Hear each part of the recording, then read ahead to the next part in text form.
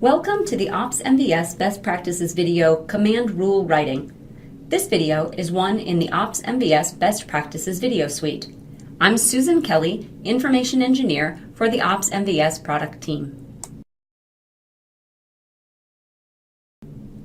This video will contain a brief overview of a command rule and then a section of coding requirements and some example code.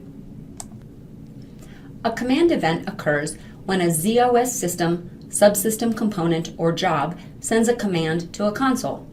The AOF recognizes and can respond to these types of commands by way of the coding of command rules for a particular command event.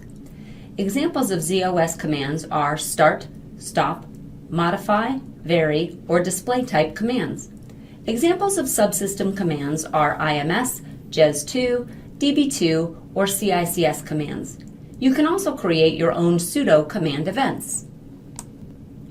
Over the next several slides, we will discuss the coding of each section of a pseudo command rule and use coding examples to further build upon each section of code until we have a complete command rule.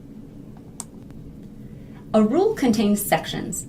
Each section defines an aspect of the rule's execution. Event definition is required, and you must have at least one of the following sections: initialization, processing, termination. A rule must contain an event definition section and at least one other section. Each section is described in detail next.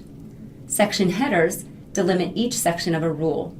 Each section header must appear on a separate line by itself and begin with a parenthesis character in column 1.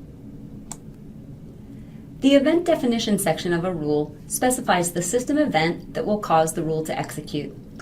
Ops MVS uses the information in the event definition section to determine when to run the processing section of the rule. The event definition section is required and is always the first section of a rule. The event type value for a command rule is CMD, identifying it as a rule that will process or respond to a command event. Ops MVS has a total of 16 event types that it can respond to. In this example, a rule is being defined for a pseudo command event. Use this format for coding the event definition section. The initialization section of a rule specifies actions the rule takes when it becomes enabled. The initialization section is optional. If included, it always follows the event definition section. This section executes in the Ops MVS main address space. This example builds upon the event definition example. The OpsRex OpsInfo function is used to obtain the current SMF ID and determine whether the rule will be enabled on system SYSA. The code rejects, that is, it does not allow, enablement on all other systems. Use this format for coding the event initialization section.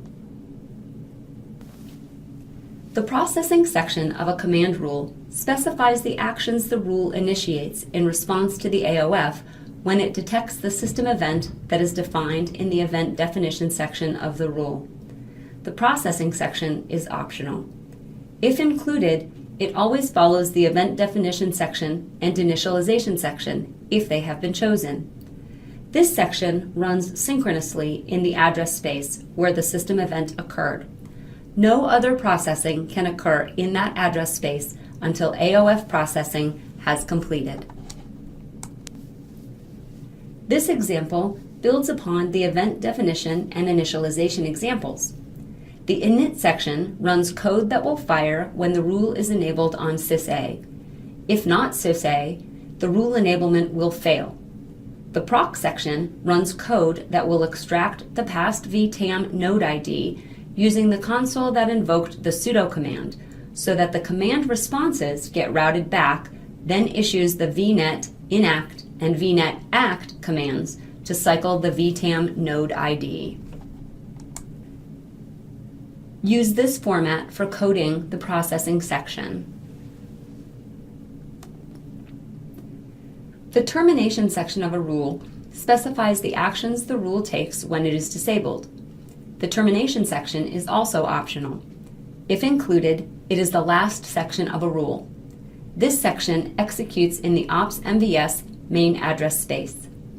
You can use the termination section to issue ZOS, JES3, or VM operator commands, invoke most host environments, TSO commands, or clists.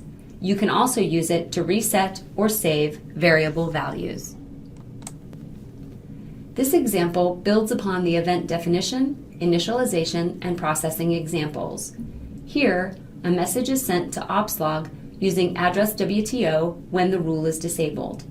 You have now coded a complete command rule that will fire the init section of the rule at rule enablement to check for sys-A, then extract the past VTAM node ID in order to issue the VTAM commands required to cycle the node ID and send a message to opslog when it is disabled.